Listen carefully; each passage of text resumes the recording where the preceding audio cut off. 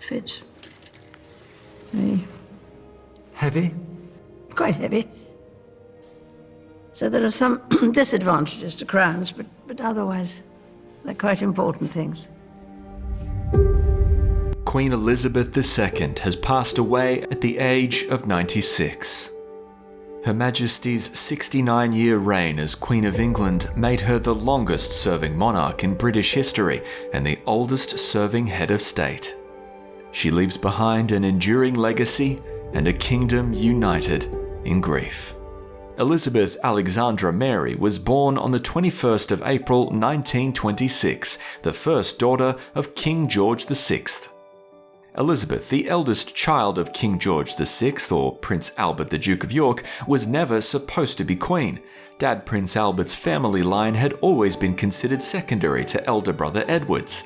But after just a 325-day reign, Edward VIII was immortalized for a scandalous relationship with an American socialite that cost him the crown. So he called it quits on his royal duties in the dramatic abdication crisis of 1936, and the crown landed on Prince Albert's head. And just like that, Princess Elizabeth became heir apparent. Her introduction to public life started at just 14, when she addressed British children preparing to evacuate at the beginning of World War II. And when peace comes, remember, it will be for us, the children of today, to make the world of tomorrow a better and happier place. Dutiful to king and country, Elizabeth enlisted in the Women's Auxiliary Territorial Service during World War II. By the end of the war, she'd reached the rank of junior commander, was a qualified mechanic and military truck driver. At 21, Her Majesty married her childhood sweetheart and the son of Prince Andrew of Greece, Philip Mountbatten. 1 year later, the world welcomed the first of 4 children they would have together, Prince Charles, followed closely by Princess Anne. Following the death of her father, who had taken on the name King George VI, Elizabeth acceded the throne and was crowned Queen of England on June 2, 1953, at the age of 27.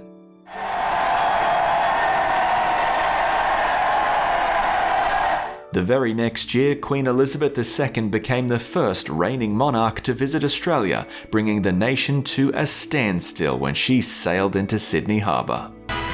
About half of the 3 million people who cheered the royal couple slept on the pavements all night for a glimpse of this historic scene. Her tour was the single biggest royal event ever planned in Australia and saw the brand new Queen visit 57 towns and cities across 58 days.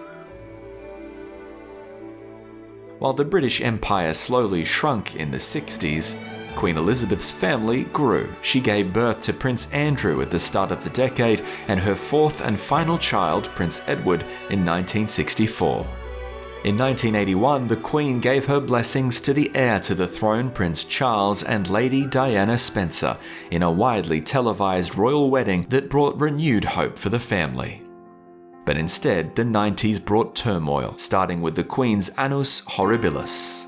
1992 is not a year on which I shall look back with undiluted pleasure.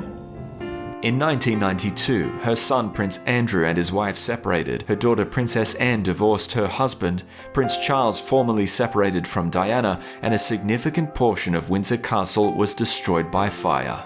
The royal family's tragedies would only continue. The Queen came under close scrutiny, waiting for 5 days before publicly addressing Diana's death. But according to Prince William, she had shielded her grandsons from the ensuing news spectacle. Come what may, Queen Elizabeth always strove to provide unerring compassion and leadership in times of fear and despair.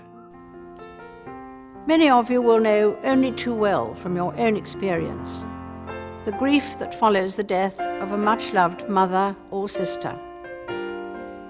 Mine were very much part of my life and always gave me their support and encouragement. Her Majesty, much like London, displayed that familiar optimistic resilience. They kept calm and carried on. Queen Elizabeth II will be remembered for modernizing the monarchy in times of great change that came through politics.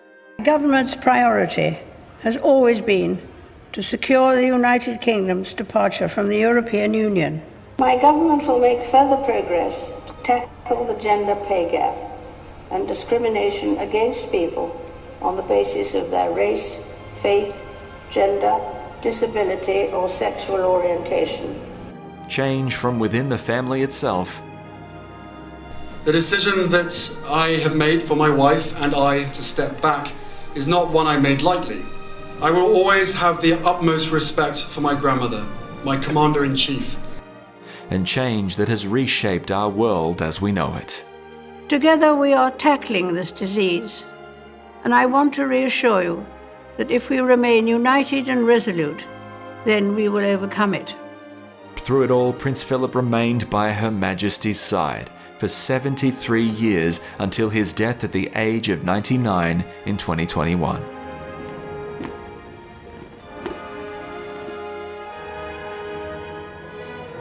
Her Majesty will be remembered and beloved for her spirit and dedication to her family, to the people, and to the British Empire. We will meet again. But for now, I send my thanks and warmest good wishes to you all.